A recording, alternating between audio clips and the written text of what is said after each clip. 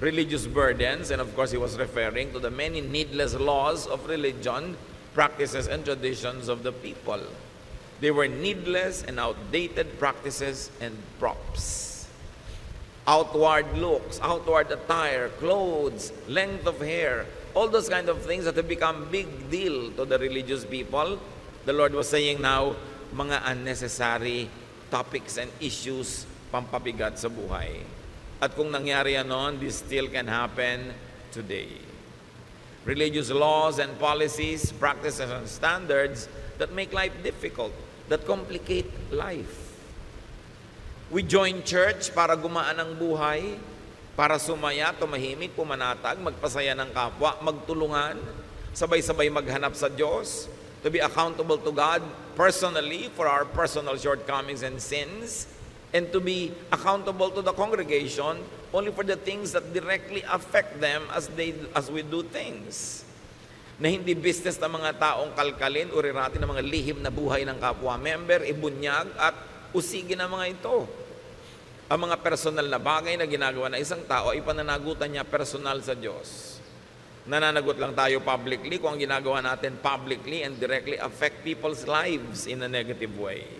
Pero ang nangyari sa mga tao na pupunta sa temple, sa synagogue at ngayon sa church, nilalagay sila sa ilalim ng microscope, laging sinusuri, pinupulis, binabantayan at ibinubunyag, ipinapahiya, pinagchichismisan, pinagpepiestahan. Bakit ka pa nag-church kung ganun din lang ang mapapala mo?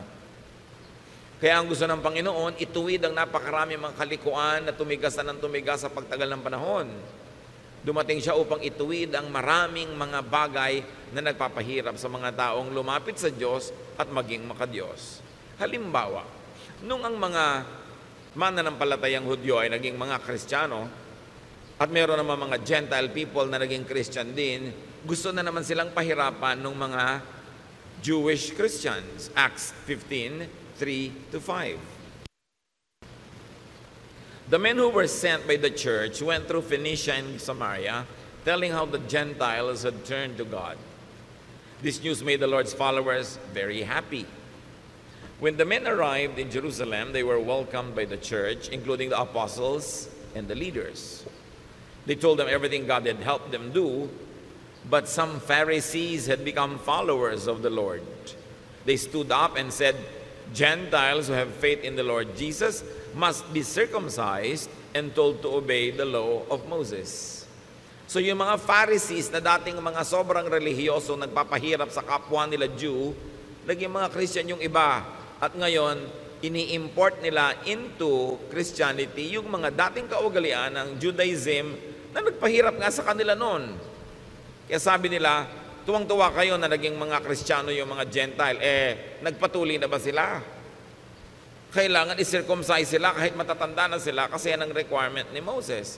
There's a problem here. What these Christians now were doing was to accept Jesus and the religious cultural baggage of the messenger. So sabi nila, hindi lang si Jesus na dala-dala natin ang dapat nilang tanggapin, ang atin di mga dati ng mga kaugalian, bago pa dumating yang si Jesus, kailangan tanggapin din nila. Acts 15:6-9. The apostles and church leaders met to discuss this problem about Gentiles. They had talked it over for a long time when Peter got up and said, My friends, you know that God decided long ago to let me be the one from your group to preach the good news to the Gentiles. God did this so that they would hear and obey Him. He knows what's in everyone's heart.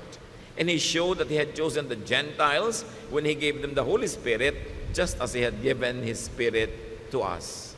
God treated them in the same way that He treated us. They put their faith in Him, and He made their hearts pure. Nilinaw ni Pedro, ako ang tinuruan at inatasan ng Panginoon na unang magturo sa mga Gentiles. At nakita natin, nasaksihan ko at sinabi ko na sa inyo, kung paano tayo minahal ng Diyos, ganun din lang minahal ng mga Gentiles. Yung binigay sa atin na speaking in tongues, binigay din sa kanila. Yung baptism of the Holy Spirit, binigay din sa kanila.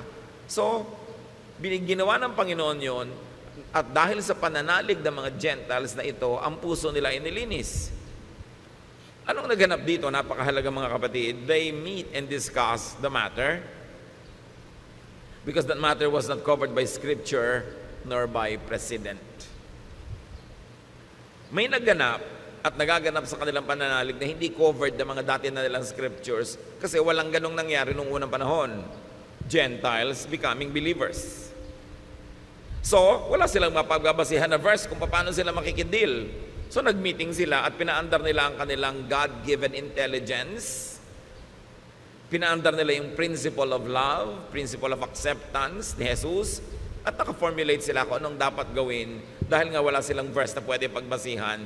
So, pinagana nila ang kanilang intelligence. Now, the believers would not be tied down and limited by their existing and old scriptures because it did not cover this new kind of occurrence. Experience and reason would be used to tackle current issues. Sa pagpapatuloy ng naganap, Acts 15:10-11, now why are you trying to make God angry by placing a heavy burden on these followers? This burden was too heavy for our ancestors, but our Lord Jesus was kind to us, and we are saved by faith in Him, just as the Gentiles are. So here, the leaders who are enlightened were trying to make it clear that they were saved by faith, not by circumcision. Therefore, the Gentiles are also saved by faith, not by circumcision. So why require such a surgical procedure to men who are already quite of age? So Peter and the group couldn't count the matter as needless and an irrelevant burden.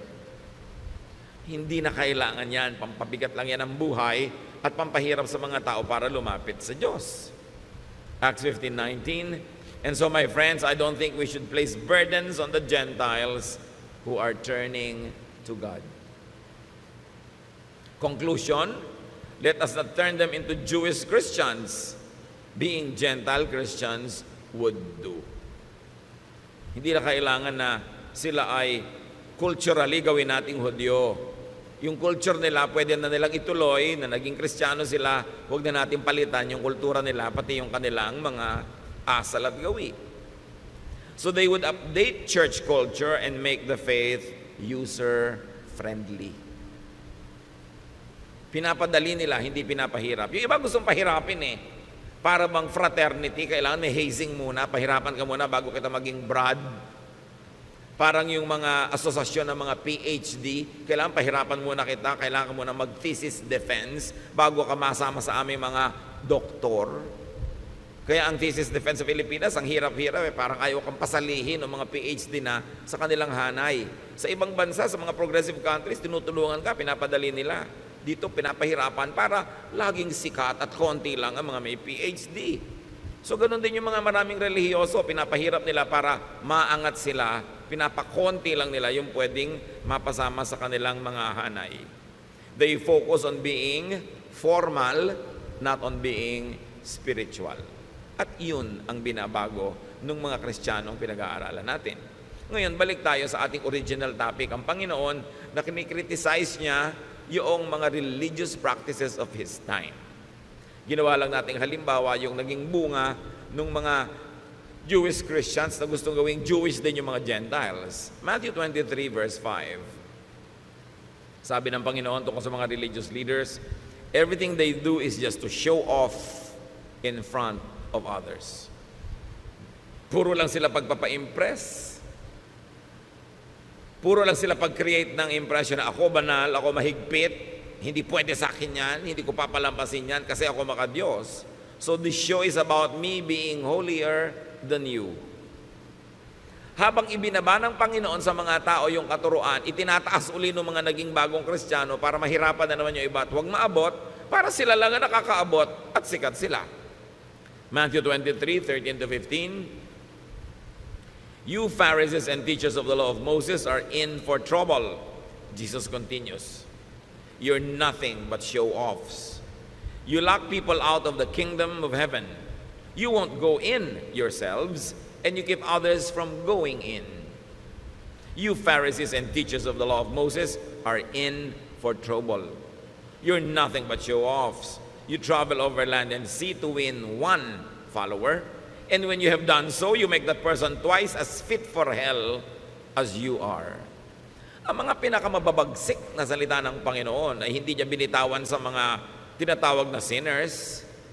Binitawan niya ito sa mga tinatawag na banal, sa mga relihiyoso, sa mga religious teachers and preachers. Sabi niya, ang gagaling nyo, wala kayong ginawa kundi magpakitang tao. Pinagsasarhan nyo ng pinto ng langit ang mga tao dahil kayo man ay hindi makapasok. Naghihirap kayo para pumunta sa malalayong lugar para mag-convert ng mga kaluluwa. At pag na-convert nyo na sila, dinodoble nyo lang ang kanilang mga bigat sa buhay, lalong hindi sila makakapasok sa kalangitan. Hindi nyo kayang magturo ng kalangitan dahil hindi nyo yan nararanasan. Yan ang sinasabi ng Panginoon sa mga religious leaders. Puro kayo bawal, puro kayo mga paghuhusga, puro kayo mga pagpupwera, pagmamataas, pagmamalaki, puro mga pagpapalabas na kayo mga magagaling at mga matatalino at mga banal. Pero sa pagtuturo nyo sa mga tao, hinahawan nyo sila sa inyong mga ugali. Kaya sila man, tulad nyo, hindi makakapasok sa langit. Teachers could, according to Jesus, lock people out of the kingdom of heaven by showing them the wrong door, the door of ritual and other non-essentials. By making them follow invented requirements that will forever render you sinful. Hindi pwede, hindi kasya kahit kailan. Teachers could not go into heaven themselves by not following their own teachings or the truth they know. In their minds, they know the way to God, but in their practices, they don't do it. So hati sila. Iba yung iniisip, iba yung ginagawa. Iba yung public pronouncements, iba yung private life. At walang taong hati ang nakakaranas ng kalangitan o nakakapasok dito dahil ang gusto ng Diyos ikay buo. Kaya nga buong-buo tayong iniligtas buong-buong nilinis, buong-buong sinagip para buong makarating sa Diyos dahil tayo yung mga hati.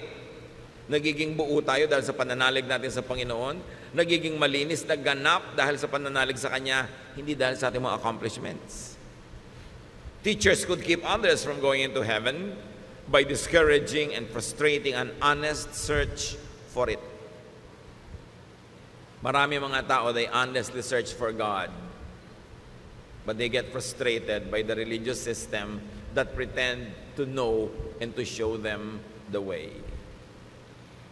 Kung natatandaan nyo sa Noli Me Tangere, na ang tunay na ama ni Maria Clara ay si Padre Damaso. At nung si Maria Clara ay nalito, nasaktan, nawala ng gana sa buhay, sabi niya siya ay magmamongha, siya ay magmamadre, para hanapin niya ang Diyos. At sino ang kauna-unahang sumalungat at sobrang ipinagluksa yung desisyon na yon? Yung tatay niya na pare na si Padre Damaso. Sabi niya, huwag, hindi mo alam ang sinasabi mo, hindi mo alam ang susuungin mo. Dahil kung merong nakakaalam kung saan patungo ang mga religious teachings, dapat religious leaders. Ang problema, maraming religious leaders, alam naman nila na yung kanilang mga ipinagtuturo ay walang kakauwian, nakapayapaan, katahimikan, pero yung pa rin publicly ang pinipilit nilang ituro para magmukha silang banal. Napakahalaga na magkaroon ka ng personal search for God. And we allow people to search for God in a personal way. We don't dictate to them how to search for God. We only help them open the door, find the way, give them the options, teach them, inform them about the Word of God, and then let them seek God. At kung ang mga tao ay nagkakamali, nagkakasala sa Diyos, it's a personal matter between God and the person. It's not for the congregation to feast on and to judge on. Kasi marami mga churches naging parang mga Korte Suprema, naging parang mga hukuman, ginajudge ang bawat isa. Walang ganong itinuro ang Panginoon. Inimbento lang yun ng relihiyon. Ginagawa na yun nung araw na ang Panginoong Hesus ay nagtuturo at yun ang kanyang sinalungat. Tapos ipinagpatuloy pa ng mga Kristiyano later on yung ganong tradisyon na nililitis ang kapwa, hinuhusgahan. Kaya tuloy ang mga tao na pipilitan maging ipokrito at ipokrita, itinatago ang mga problema nila sa buhay sa takot na sila'y litisin ng simbahan. Maraming nilitis ang simbahan sa panahon, sa history. Meron pa mga tinaguri ang mga mangkukulam, sinusunog talaga literal yung mga katawan ng mga yon. Naging court ang church imbes naging kanlungan ng mga kaluluwang nahihirapan at humihingi ng ginhawa. Sa pagpapatuloy, Matthew 23:16-22, the Lord continues, You are in for trouble. You are supposed to lead others, but you are blind. You teach that it doesn't matter if a person swears by the temple, but you say that it does matter if someone swears by the gold in the temple. You blind fools! Which is greater, the gold or the temple that makes the gold sacred? May mga particular practices nung panahon na yun na tinuligsa ang Panginoon. Yung sobrang pagiging mahilig ng mga religious leaders sa pera. Love for money, power, and honor, misguided zealousness could blind religious teachers. Kaya ito ay tinuligsa ng Panginoon na huwag mong kikilingan yung tao dahil mas mayaman, dahil mas malaki yung donation. At yung mga religious leaders, huwag mag-agawan, magbangayan, agawan ng mga member mayaman, ng mga donor. Nung paman, kinikriticize sa'yo ng Panginoon. Kaya hanggang ngayon, challenge pa yan sa maraming mananampalataya. Matthew 23, 23 to 24. You Pharisees and teachers are show-offs, and you're in for trouble. You give a tenth of the spices from your garden, such as mint, dill, and cumin. Yet, you neglect the more important matters of the law, such as justice, mercy, and faithfulness. These are the important things you should have done, though you should have not left the others undone either. You blind leaders, you strain out a small fly, but swallow a camel. So, puro kayo pakitang tao. Sa mga nakikita ng tao na susukat, kahit na sa mga tithes and offerings, ang faithful nyo, at sabi ni Lord, dapat naman. Pero hindi lang yan ang mahalaga. Mahalaga yung katarungan, habag, pagiging matapat. Sabi, napaka mga bulag ninyo. Hindi nyo malulon ang kaprasong insekto, pero buong buo yung nilulunok ang mga kamelyo. Ibig sabihin, mga maliliit na mga kasalanan ng kapwa, minamalaki nyo, maliit na mga pagkukulang, kala mo kung ano na. Pero yung mas malalaki mga kasalanan, hindi nyo napapansin. Yung mga kasalanan ng yabang, judgmentalism, self-righteousness, pride, misguiding people, selfishness. You don't notice that. Wala kayong napapansin kundi yung babaeng adulterous. Wala kayong napapansin kundi yung mga taong kung nagko-commit ng mga sexual sin na parang sexual sin na lang ang kasalanan sa buong lupa at sa buong buhay. Ang dami pang iba. Pero ang pinanggigigilan nyo, yan lang. Sabing ganon.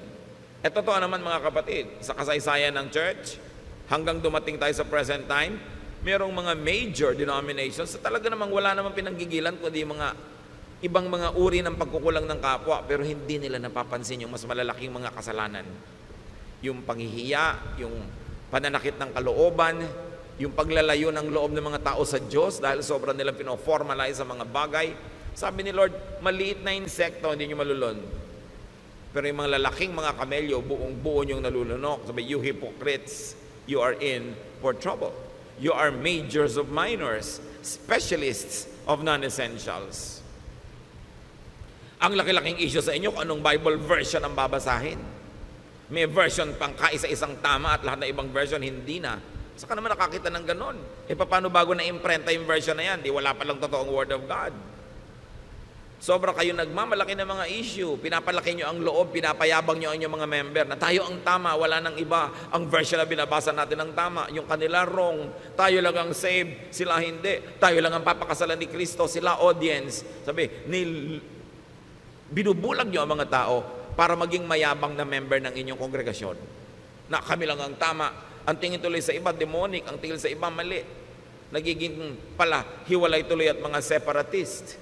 Flankers in major subjects like justice, mercy, and faithfulness. Pero ang gagaling magtalumpati, buhay na buhay pa hanggang ngayon ang mga tinutuligsa ng Panginoon noon. Dapat nating ibukas ang ating mata at isip at makita natin kung ito ay umiiral at nagaganap sa iba't ibang lugar at huwag tayong makisangkot, makisali at tulungan sa ganito mga tao na pahabain ang problema na noong pa man ay nilulutas na ng Panginoon. Self-righteousness, religious separatism, judgmentalism, pagbungkal at pag-ungkat sa mga lihim na buhay ng mga tao. Tulad ng babae who was caught in adultery. Alangan mang she was committing adultery in the streets. She probably was doing it in her own home, in her own house. And then people entered that house and dragged her out. Nung dinala sa Panginoon, gusto nilang batuhin. Hindi naman ipinabato ng Panginoon. Sabi lang niya, o sige, yun na lang perfect sa inyo, yung walang kasalanan, magsimula ng bumato.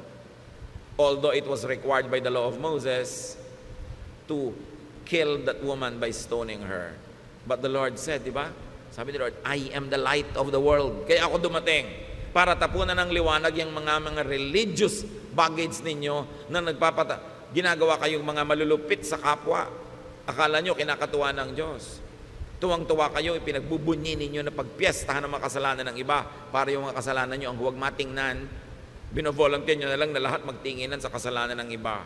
Sabi, hindi ganyan. And so nobody dared to stone that woman because nobody was qualified. Alam nyo ang ginawa ni Lord na qualification to judge? Perfection. Sabi niya, o sige, sabi pala ng law of Moses, babatuhin ang babaeng makasalanan. Batuhin na, mauna na lang yung walang kasalanan. Wala naman nang ahas because nobody was perfect. Mga kapatid, kung hindi kayo perfect, stop judging others. Kahit sa congregation, yung mga kasalanan lang ng church, brothers and sisters natin, na kailangang i-deal, yung kasalanan that directly and effectively and practically affect us. Halimbawa, treasurer ng church, itinakbo niya yung fund. Affected tayo lahat. Dapat talaga i-deal yun.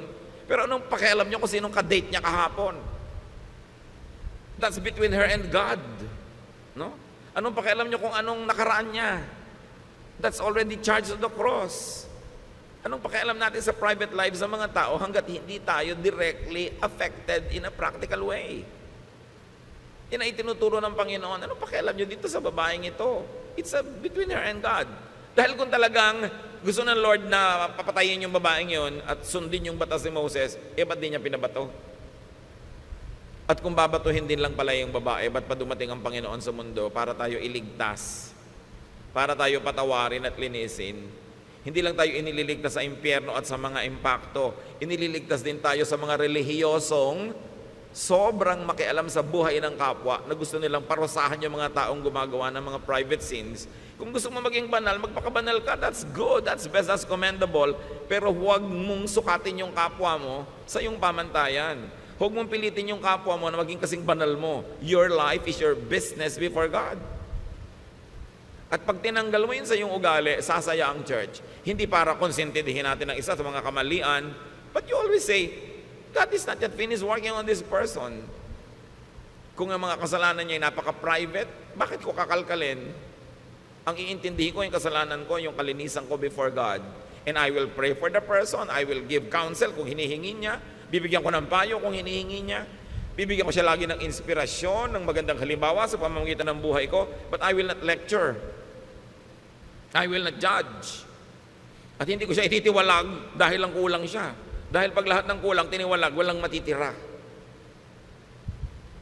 Gusto ni Lord ituwid yung religious customs ng mga tao. Na kumbaga pag relihiyoso ka, nakakasakal kang kasama, ang hirap-hirap mong kasama sa buhay dahil bantay ka ng bantay ng kasalanan ng iba. Lagi kang may points, may scoreboard. That's not what the Lord wanted. Sabi niya, I came that you might have peace. Sabi niya, don't worry, I have overcome the world. Your sins are charged to me, and I am the judge. Don't judge each other. I will judge. Ngayon, kung kayo yung babae na nagkulang at nagkamali, di nyo ba ikakatuwa na ang Panginoon ang judge? Gusto nyo ba na yung mga churchmate nyo ang judge? At kung hindi nyo gusto na i-judge kayo ng churchmates, don't judge your churchmates. Let Jesus judge them. And up to now, Jesus is still Savior, not yet a judge. So bakit natin siya uunahan? Now, religious fanatics could be unjust, merciless, uncaring, and cruel because they kill the opposition or the competition. May mga congregation naman kaya mahigpit, marketing lang nila yon para i-market nila ang sarili nila, maka-Diyos, godly, mahigpit. So sa amin kayo mag-member, huwag yan sa mga maluluwag na yan, walang mangyayari sa buhay nyo. Pero subukan nyo mag-member doon sa ganun kahihigpit. Subukan nyo lang. Maglingkod kayo ng 20-30 taon. Tama ang hairstyle nyo, yung gupit nyo, yung haba. Tama ang hairline ng inyong damit. Tama ang lahat ng ginagawa nyo. Subukan nyo magkamali after 20 years ng paglilingkod. Sisipain nila kayo. Promise. Tatanggalin nila kayo, ititiwalag nila kayo, kakalimutan nilang kapatid nila kayo. Alam niyo, ang mabilis makalimot ng magandang pinagsamahan, mga Kristiyanong mahihigpit. Ang tagal-tagal mong brother and sister in the Lord, subukan mong madapa, magkamali, kauna-unahan silang lalapa sa'yo. Mahirap sila mga kaibigan, kasi you're only a friend as far as you are holy. Pag nagkamali ka na, hindi na. Mabuti ng mabuti kung kaya mo maging holy 100% of the time. Kaya yung iba, nagpe-pretend tuloy, nagpapanggap sa takot na matiwalag, sa takot na mapagpiestahan, ma-bulletin board, mapulpito, maipahiya. Religious fanatics could be unjust because they think that killing for religion pleases God. Katulad nun, yung mga tao, papatayin nila yung babae. Imagine a person that you will stone to death. Siyempre, hindi naman patay agad yon, mangingisay-ngisay pa, bubula pa ang bibig, dudugo, magkakapasa-pasa, bato ka pa ng bato. Anong tigas ng puso ang pwedeng meron ka para gawin yon? At bakit mo sasabihin galing sa relihiyon o galing sa Diyos yung tigas ng puso na yon? Liban na lamang, you were brainwashed by religion to think that God is pleased when you kill somebody because that somebody fell short of God's glory. But you can kill somebody in many ways. Hindi mo na kailangang batuhin ang tao. Pagchismisan nyo lang is a kind of murder. Pinapatay mo yung kanyang reputasyon, pinapatay mo yung kanyang happiness, yung kanyang peace, yung kanyang pag-asa. Yung i-judge mo ang isang tao is a form of killing. That's why Jesus said, sige, bumato na lang yung walang kasalanan. In effect, He said, walang pwedeng bumato. Ako lang. At hindi ko binabato ang babaeng ito. So wala kayong karapatang mambato. Teachings can sometimes treat people only as executors and tools of religious doctrine, not as beneficiaries. Nandiyan ka lang dahil kasangkapan, gagamitin, maglilingkod ka. Pero oras na ikaw na yung nangailangan at nagkamali at kinapos ng kamaluwalhatian, isusuka ka na para kang isang basura. You know? Yan ang kinikriticize ng Panginoon. Religions that are big on small things, but are small on the big things that matter. Kaya tingnan ang ugali at ang asal ng isang tao, hindi kung anong version ng Bible ang binabasa niya. Tingnan yung climate ng pagmamahalan, pagsasamahan sa isang kapatiran, hindi kung ano yung uri ng mga kantang kinakanta nila o kung gaano kahahaba ang kanilang mga palda at buhok. Yan ay sinusukat sa ugali, sa pagkatao, sa epekto sa iyo ng pag-aaral ng salita ng Diyos. Matthew 23:25-28. You Pharisees and teachers are show-offs, and you're in for trouble. Jesus continues. You wash the outside of your cups and dishes, while inside there is nothing but greed and selfishness.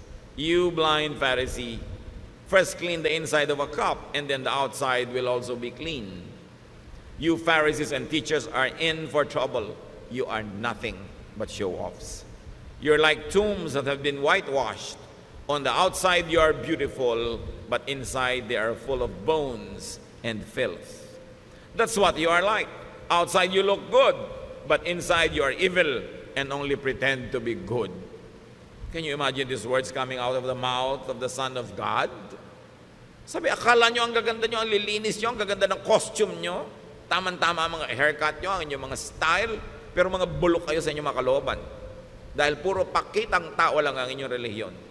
Hindi kayo marunong magmahal, hindi kayo marunong umibig. Napakalulupit ninyo sa mga taong itinuturing ninyong kulang sa kabanalan. So there's form more than substance. There's appearance more than truth. Therefore, it results in internal division, disunity, discord, and oneness. Therefore, there will be no heaven in such people's lives. Kawawa ang mga tao na nadadala, nahihikayat at sumasanib o kaya umaanib sa mga relihiyong hindi mapagkandili, hindi maibigin, judgmental at mga self-righteous. Kasi buong buhay, habang nandun ka sa ganung kongregasyon, ang pakiramdam mo nakatungtong ka sa dulo ng sibat, denumero ang lahat ng kilos mo at lahat may score. At pag nagkulang ka na, sorry ka na lang, no matter if you're 30 years na nandun. Matthew 23:29-33, you Pharisees and teachers are nothing but show-offs, and you're in for trouble. You build monuments for the prophets and decorate the tombs of good people, and you claim that you would not have taken part with your ancestors in killing the prophets.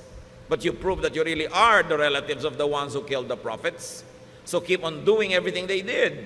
You are nothing but snakes and the children of snakes. How can you escape going to hell? Can you imagine? Sabi ng Panginoon dito sa mga religious leaders na ito na walang itinuturo kundi mga pagbalat kayo, mga ahas kayo. Wala kayong iniwan sa mga anak lang ng ahas. Paano kayo makakataka sa impyerno? Kawawa ang mga makikinig sa inyo, idadamay nyo lang sa isang magulo, mahirap at mapagkunwaring buhay, at hindi nyo sila mapapayagang pumasok sa kalangitan o maranasan ang kapayapaan sa buhay dahil wala kayong gagawin kundi tadtarin ang buhay nila ng mga requirement nyo na imposibleng masunod all the time. Pinapagaan ng Panginoon ang buhay ng mga tao, pinapadali niya ang pagpasok sa Diyos. So napakahalaga. Prophets teach people new applications of old truths. Kaya sabi, you kill the prophets. Sasabihin niyo pa ngayon, kung nabuhay kayo noong unang panahon, hindi kayo sasama sa pagpatay sa mga propeta ng Israel. Pero sabi niya, sa asal niyo, halatang halata, mga apo kayo, no, mga pumatay sa mga propeta. Kasi pareho kayo ng ugali. Alam niyo po, napakaraming propeta sa Israel, pinatay ng mga Israelites sa isang malagim na mga paraan. Sari-saring mga pahirap ang inabot ng mga propeta. Akala niyo ba, laging iginalang ang mga propeta? Pinapatay ng taong bayan sa pangunguna ng religious leaders. Why? Because prophets teach the people new applications of old truths. Pinapalaki ng mga propeta ang pananaw ng mga tao paano maiintindihan yung original na mga itinuro ng Diyos na freeze na, naging fossil na, hindi na bagay sa panahon. So binibigyan ng mga propeta ng mga bagong reading, mga bagong interpretation para ang tao lumaya, hindi para ikulong ang tao, para padaliin ang buhay, hindi para pahirapin, at natetreten yung mga religious leaders dahil yung mga prophet, baka pakinggan ng mga tao, bumaba ang kita ng templo, bumaba ang kita ng mga synagogues, kaya pinapatay nila yung mga prophets. Because prophets bring new revelations, and prophets are not known for being conservative. Ang mga conservative, yung mga Pharisees, walang papalitan sa ating mga pamamaraan, walang papalitan sa mga nakaugalian natin, walang iibahin. Sila yung conservative. They like to conserve the system. Why? Because they benefit from it. Walang iibahin. Baka pag naiba pa yung timpla, mawala pa yung aming pagiging bida, kami ang may control, kami ang lahat ng pinagsasanggunian, kami ang merong say sa lahat ng bagay, baka maiba pa. Kita niyo yung mga propeta like John the Baptist, he was never conservative. He is what you might call Jeprox. He is what you might call, wow, bakit ganito? Ibang-iba yung suot niya sa mga nakasanayan. Wala po mga propeta noon na sumang-ayon sa mga matatandang kaugalian na inabot nila. Lagi silang a new voice, a fresh wind. That's why they were killed. Prophets are emergent. Sila yung bagong sibol. They shake and threaten the system. They are not keepers of the dominant system. Pag sinuri nyo ang mga prophecies, ang mga ginagawa ng mga prophet, hindi sila tagapag-ingat ng mga datit lumang kaugalian. Nagladala sila ng mga bagong pananaw, mga sariwang hangin na umiihip mula sa disyerto para bigyan naman ng sariwang buhay yung mga tao. Ngayon, yung mga Pharisees, the religious leaders, are dominant or recessive. Tatlong bagay lang naman yan na pwedeng katayuan ng isang institusyon. Ikaw yung dominant, nag-ahari, ikaw yung recessive, papalaos, o ikaw yung bagong sumisikat, emergent. And in the scheme of things, the prophets were always emergent. Bagong ideya, bagong application, paglalabas sa mga dating mga kahon, pagpapalaya sa mga dating mga tali, yun ang ministry ng mga prophets. Yung church system, sila yung dominant. Sila yung nag-ahari. At dahil nag-ahari sila, they are conservative. They don't like to change anything dahil baka pag napalitan, mawala yung kanilang pag-ahari. So they fight for dominance and survival. Kaya kung may mga dalawa o tatlong mga dominant group, sila yung naglalaban-labanan kasi ang tingin nila sa mga kaluluwa, market, agawan ng kliyente at customer. At hanggang ngayon, nangyayari yan mga kapatid. Kompetisyon ng mga denominasyon, kompetisyon ng mga relihiyon, paramihan ng member, paramihan ng donor. at walang papalitan dahil nakikinabang yung mga nakaupo at nakaluklok sa present system. The Lord Jesus Christ would never be identified with conservatives. When the Lord Jesus Christ was born, napaka-unconservative ng paraan siyang naipanganak. Napaka-kakaiba, new, revolutionary. At ang mga katuruan niya, napaka-revolutionary. Kung sino yung mga makasalanan, doon siya nakisalamuha. Kung sino yung mga relihiyoso, doon siya umiwas makisalamuha.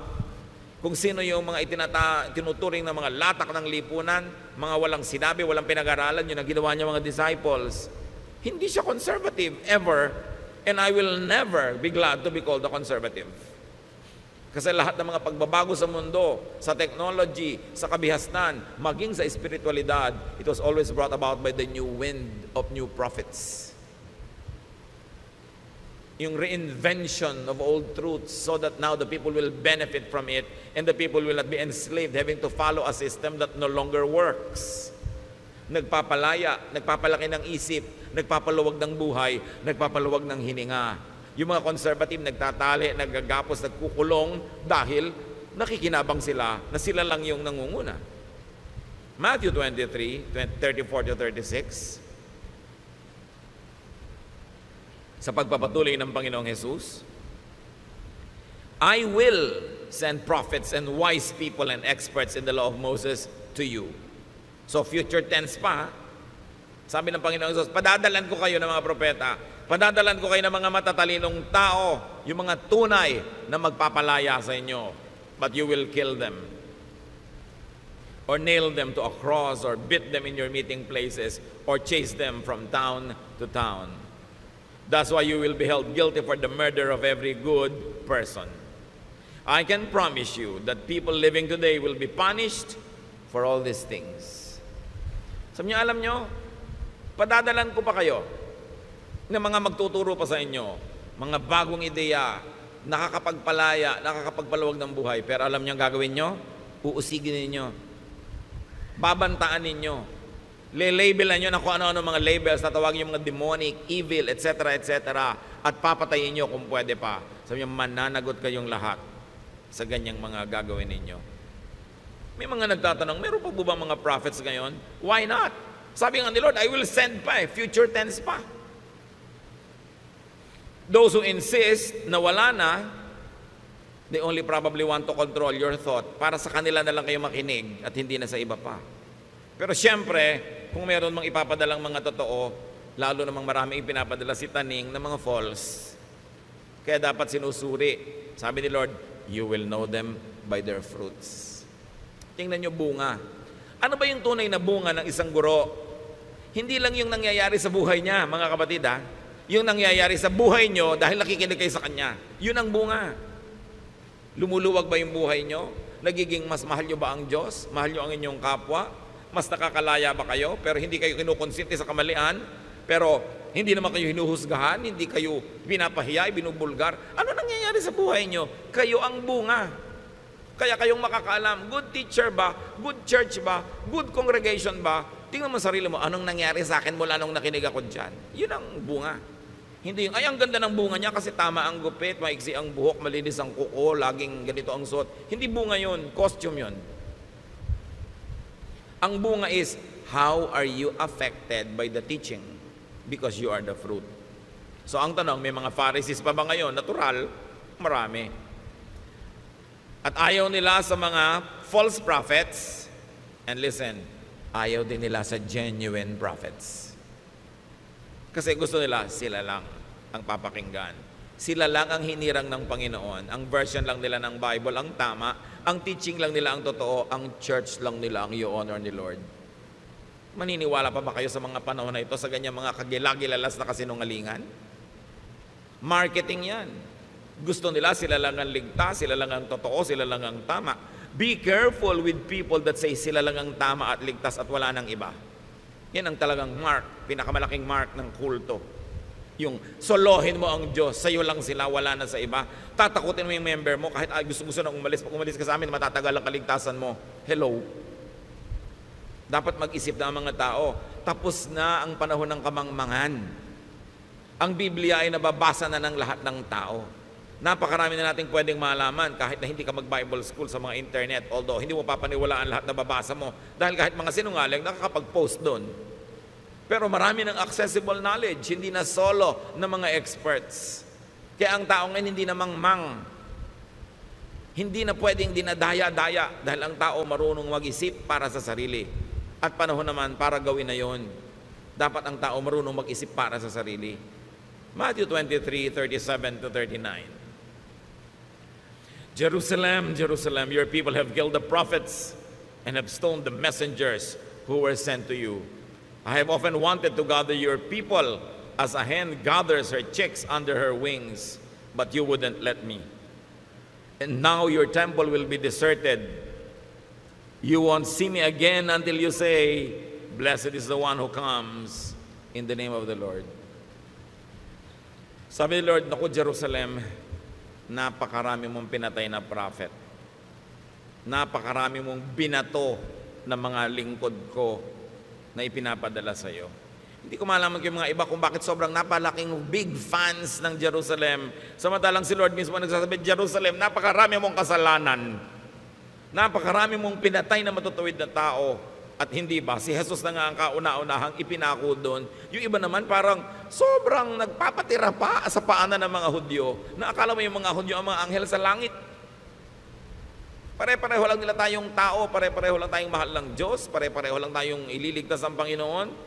At hindi ka dapat nagpapatira pa sa lahi, dahil lang yun ang lahi niya, dahil siya ay Jew, dahil siya ay taga-Israel.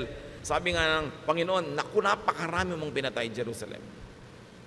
Napakarami mong atraso sa langit. Ang dami mong iniligaw.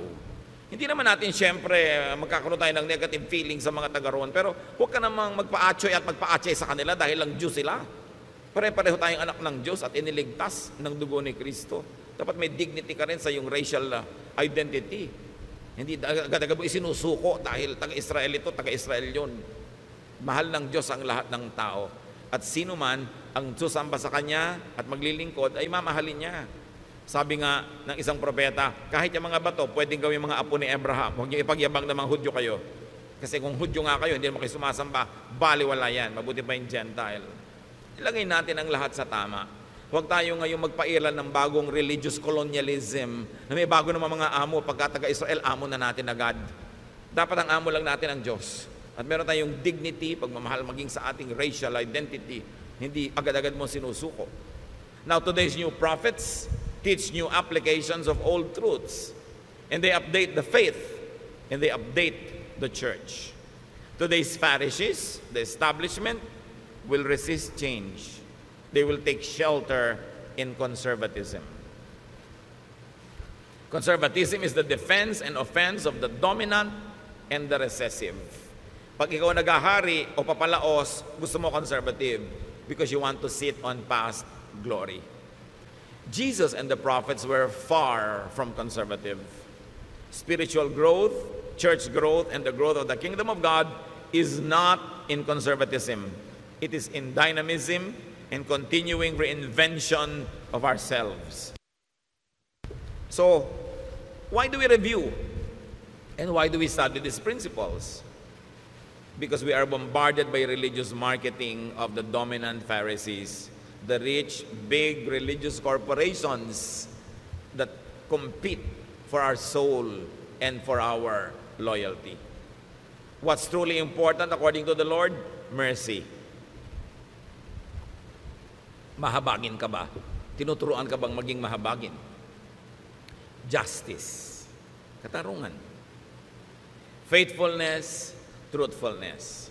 But really, the Lord says that the most important is love. Pag-ibig. Yan ang tunay na susi, yan ang tunay na sukatan kung maka-Diyos ka o hindi.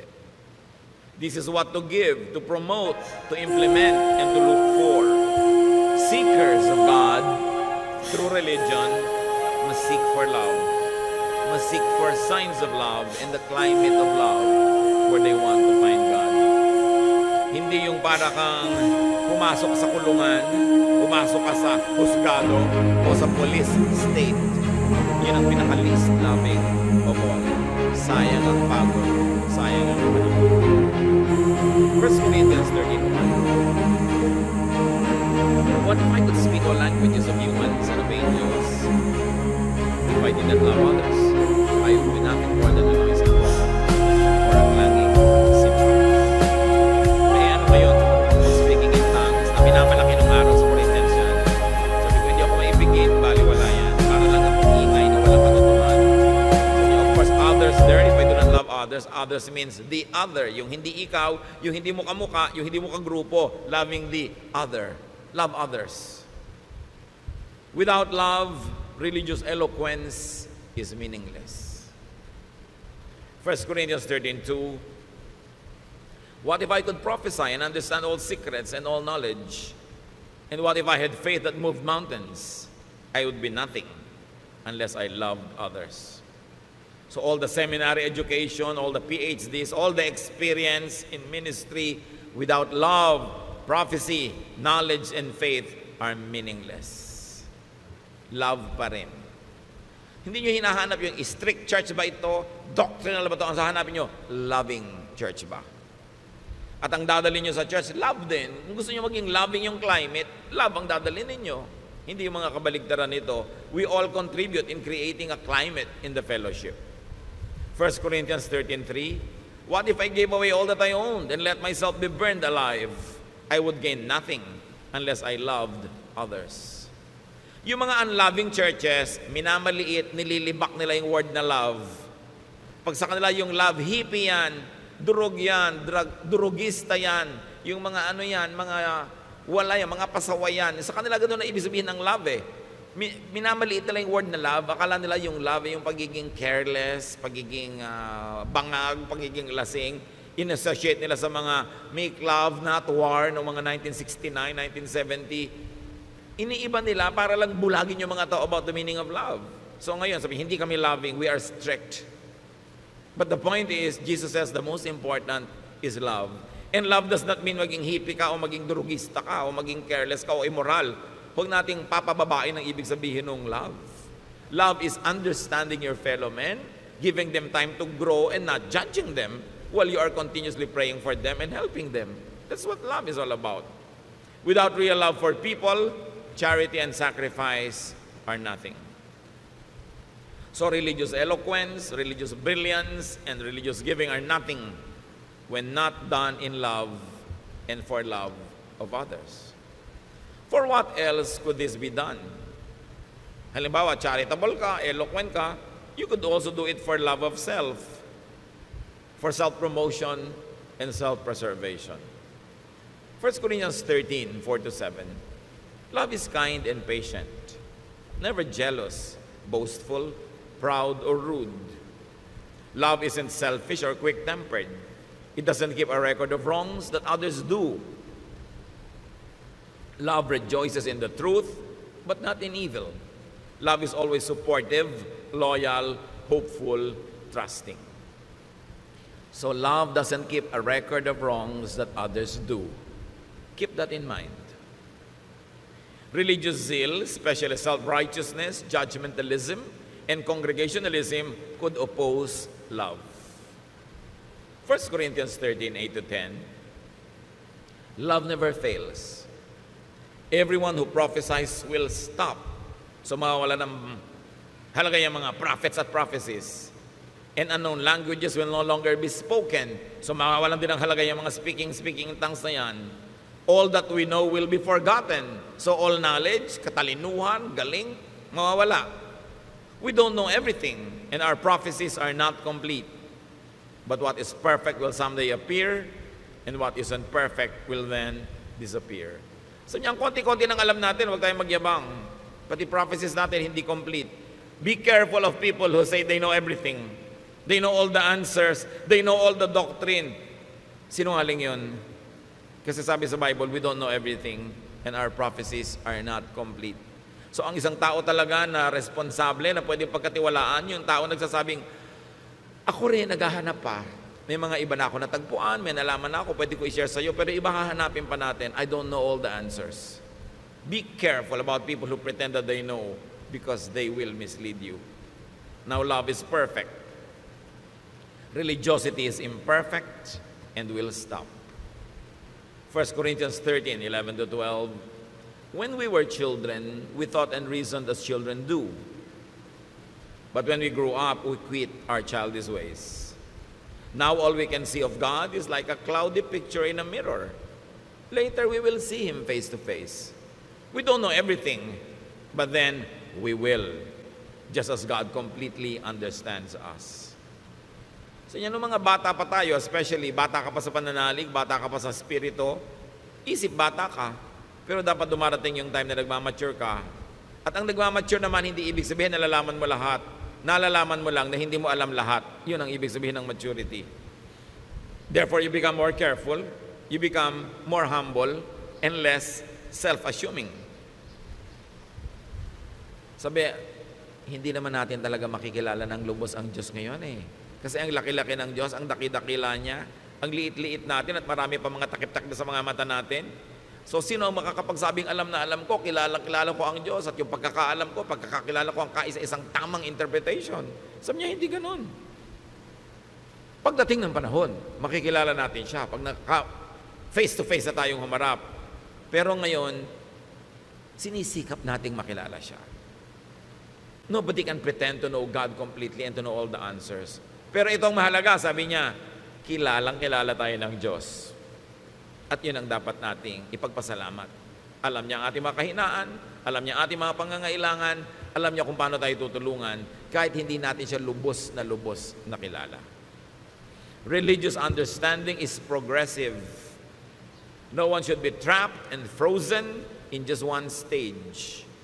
Kung yung pagkakakilala mo sa Panginoon 20 years ago, mga kostumbre mo, ugali, 20 years ago hanggang ngayon, hindi na iba, hindi ka nag-grow. Progressive eh. Dapat nag-grow. Truth will reveal the inanities of many things people used to consider all important. So 1 Corinthians 13:13, sa pagwawakas, kung anong tunay na mahalaga. For now there are faith, hope, and love. But of these three, the greatest is love. Religion teaches faith, but it will become irrelevant when everything is revealed. Religion teaches hope and expectations, but they will become irrelevant, they will be moot and academic when we are together with the Lord in eternity. Religion teaches love, which is the greatest, because it will be forever. Yun ang patuloy at in fact, yun ang lalo pang lalago pagka humarap na tayo sa Panginoon at magkakasama na tayo sa kabilang buhay. Why is it the greatest? Because God is love. If you're going to be known for anything, be known for godly love. And if you're going to look for anything important in a fellowship, in a group, look for love. In your family, in your circle of friends, promote love. Be part of those people that make love alive and make life a little bit more loving. Bring religiosity and spirituality to the next level, and that is love. Alam nyo na yung Bible, matagal na, alam nyo na yung mga doctrine, ito na lang, loving ba tayo? At kung loving tayo, salamat sa Diyos, pero let's keep on loving more because God is love. Ama namin, salamat. Salamat na lang dahil ganun kayo, ganun dapat yung